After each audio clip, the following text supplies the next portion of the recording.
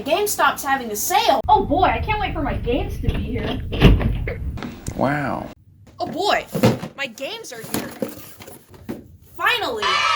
Wow, this sure is great. Having all of these PlayStation games just sitting here on the shelf. Maybe one day I'll play these. Don't stare at me with your judgmental eyes. I know you haven't played everything in your Steam backlog. I'm just physically guilty.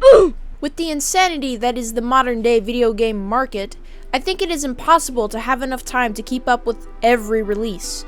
And many people who game have other hobbies and responsibilities as well, so hence the dreaded backlog. Unless you collect every game possible with no intention of playing any, it is most likely that it grows at a very quick rate and can be quite overwhelming to the point of even not knowing what to choose to play. But fear not, I am here to provide solutions to slay the mighty beast that is probably your backlog. Starting with possibly the most important one, you can play games on easy or normal.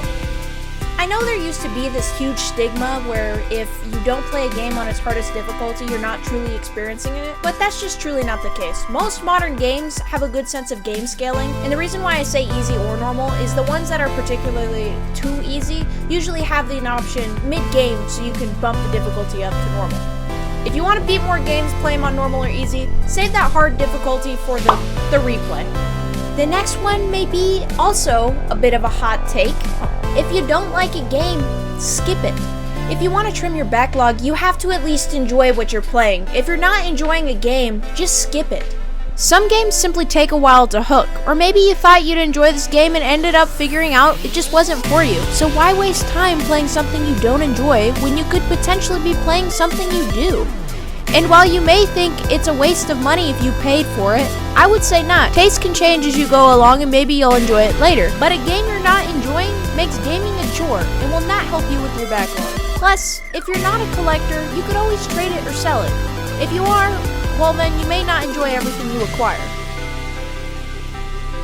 On the flip side, my next tip is that if you really are enjoying a series, binge it. If you really like a game series, then just continue playing it. I started with 3, and then I got my PS Vita, so naturally I played Golden Abyss. Then I went back and played 1 and 2, and by the time I was done with 1 and 2, 4 was right around the corner. This works great with story-heavy series like Uncharted and God of War. So why not play all of them in a row to get the big picture, especially if you're enjoying the gameplay and the story as well. This next one is going to seem a little weird, but play different games on different consoles.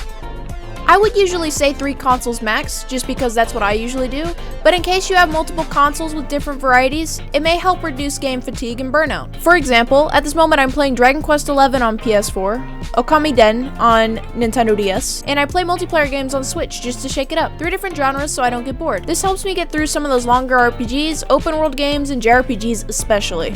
And this one can go hand in hand with the last one, but alternate between long and short games.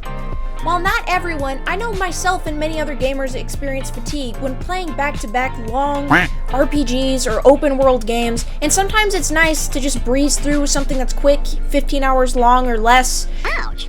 Especially with many AAA and bigger titles lasting anywhere from 20 to 100 hours, we don't have time! You got pets, you got parenthood, you got work. We just don't have the time to go through those kind of games back to back, so it's nice to mix it up and add something short in between. Just gonna throw out Supergiant Games. They make some great shorter titles for mid-game breaks. Another one that may seem counterproductive is create content, use an app, or do reviews for the games that you play.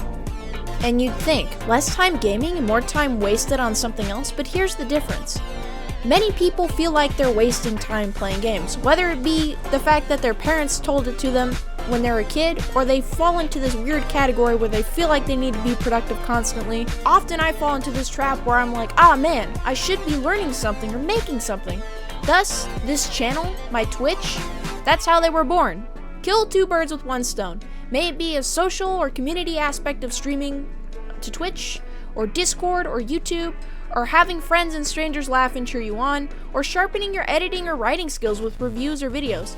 Same can be said about apps like Backloggery and others. There's a social aspect and a tracking aspect that helps you feel better and more productive while you're playing games. So you'll feel better about playing, and play more, and play longer. I for one fell out of gaming in college, and Twitch streaming and making content and connecting with other gamers kind of helped bring me back into the hobby. And now I can say I'm probably more invested in it than maybe I ever have been. This is one last little small bonus tip I wanted to throw in there. This is less so for collectors and more so for people that just have a lot of games, but you could always play 2 games before you buy one. It doesn't really work for collectors because there's sites like eBay and Limited Run where you don't really want to miss your chance on a good deal, but for those who are just trying to power through their backlog, just play 2 games before you buy a new one. It's a slow way, but it is a way to slim your backlog. What games are you currently playing, and how do you usually power through your backlog? I hope you can conquer that beast, and may your love of gaming get you through it. If you're feeling quite generous, feel free to drop a subscription to the channel and hit that bell, as well as check out my Twitch in my links below. Or just creepily snoop around my socials. That works too. I don't mind.